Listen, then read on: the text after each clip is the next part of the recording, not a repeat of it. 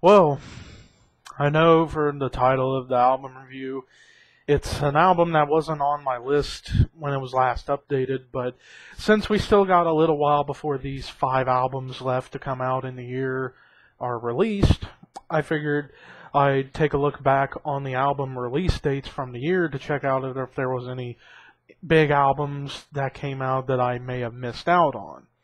This is one of them, and there's probably going to be a few more coming. So, in the meantime, while we're waiting for the 5 albums I have in my list, which is The Agonist, Unearthed, Job for a Cowboy, Machine Head, and trying to remember the 5th one I had. Oh, Cavalera Conspiracy. Before we get to those, I'm going to check out some old albums from this year and review them on here, and this is going to be one of a few of them. And this, as you see in the top below, is the review of the brand new Sabaton album, Heroes. For those who don't know who Sabaton are, Sabaton is a Swedish heavy metal band that formed at the very end of the 1990s. They're a traditional heavy metal band that has a power metal influence in their sound with its fast speeds and epic song arrangements, but for the most part it's mostly traditional heavy metal within a power metal kind of lyrical to vocal style and fast vibes. But I first began hearing about this band through a friend of mine who's in car wrestling. His name is Chris. His channel is Car Reviewer 2010. He's Caleb Blair in the Coffed COH. And he had a theme song called Long Live the King, which was by Sabaton, and I checked it out, and it's one of the most catchy and most amazing songs I've heard in quite some time. And that song came out on their previous record, Carlotus Rex, which came out in 2012. We skipped 2 years later to their new album, Heroes. And Sabaton has always been a band that's had some interesting lyrics. They talk about like past wars in history, like World War I, World War II, the Vietnam War, well, maybe not that, but also Revolutionary War, Civil War, and like the War of 1812 and stuff like that. They talk about like past wars and they tell stories about them, and I think that's one of the big things that I like about Sabaton is how they're able to present these songs as they're telling a story of something in the past.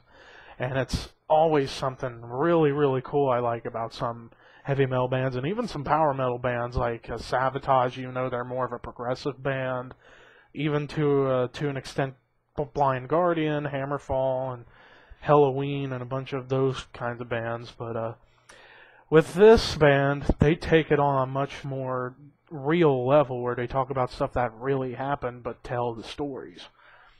But we get to the album itself.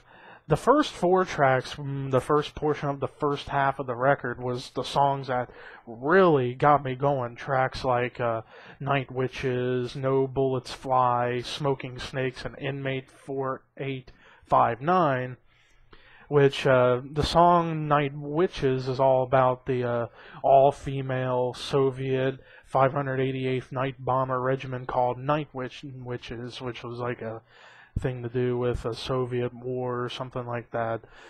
And that song told a very complex story about that. The song No Bullets Fly is about the Charlie Brown, and no, not the Charlie Brown from the frickin' Peanuts reunion. No.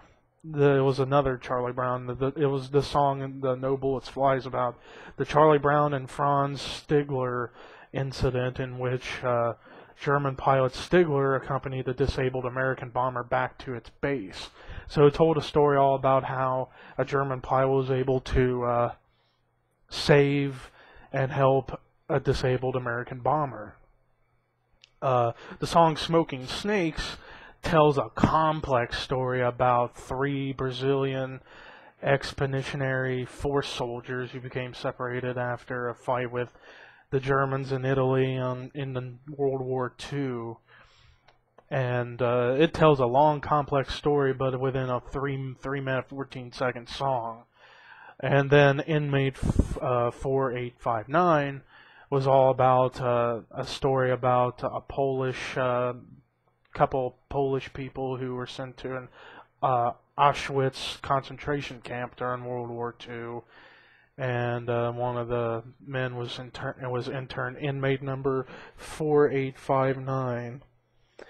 But all four of those tracks were absolutely great. I really loved that storytelling and the lyrics behind it, and just the music behind it itself was well put together with the guitars. The vocals were very well done. The guitars, like of course, and the bass and the drums, I really liked. The song "To Hell and Back" was where the album started to kind of lose its steam a little bit. Very good song nonetheless, but that was like a song I was only about maybe 85% sold on as opposed to 100%. But then after that, you get into another phenomenal track, maybe one of, if not my favorite, maybe my second favorite song on the album, The Ballad of Bull. Now, the song "To Hell and Back" was all about a decorated American veteran of World War II named Audie Murphy, which told a story about how he went through a lot of struggles to become a veteran of World War II. But the song The Ballad of Bull was about Corporal Leslie Bull Allen, who was an Australian Army soldier awarded the U.S. Silver Star for rescuing 12 wounded American soldiers during the Papua New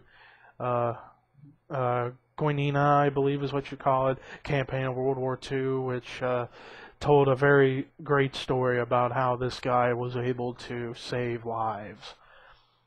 And just the music that presented it with the pianos and stuff, and then you get into the more melodic heaviness towards the end, just was a beautifully put together song. The next three tracks, "Resist and Bite," "Soldier of Three Armies," and Far from the Fame," were also good tracks, but like I said, just like with the song "To Hell and Back," wasn't 100% sold on them because it felt a little bit repetitious at times. But with the lyrical concepts of those songs, the song "Resist and Bite" was about a Belgian infantry formation of the Belgian armed forces that fought in the Battle of Belgium in World War II. Yeah, a lot of these songs talk about World War II for the most part. But then "Soldier of Three Armies" was about a soldier of the Finnish army named Lauri Torni, who involved him, the German Waffen-SS, and the U.S. Army Green Berets in Vietnam. So this was a song about the Vietnam War, it would seem. And then the next track to follow, "Far from the Fame," was about a hero of Czechoslovakia, and Air Marshal Karel Janeček, founder of the Czechoslovakian forces and Royal Air Force, later imprisoned by a communist regime in Czechoslovakia, which told a complex story about how this guy would get captured and then would get imprisoned by a communist. But then you close the album out with a phenomenal closer, "Hearts of Iron," the longest song of the album. That's 4.5 minutes. And this song really takes on a style talking about the Germans' battles with the Soviets in World War II, when the German forces of the 12th and 9th Armies, who were facing defeat at the hands of the Soviets, created a corridor across the Elbe to protect fleeing refugees and soldiers to escape and surrender to the West, meaning America. So that was another World War II track, but it told a phenomenal story, like all the songs do on this album. And which is why I give a lot of credit to Sabaton for being able to tell great short stories within a short amount of time in a song.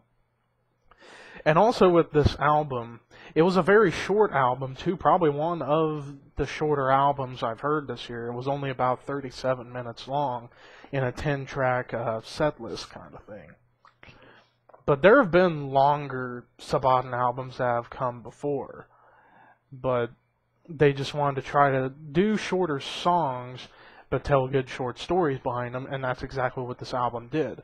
And like I said, the guitars were phenomenal. The riffs, I really enjoyed some of the riffs on this album. The solos, whenever they would twin off each other with the twin guitars, was very, very well done.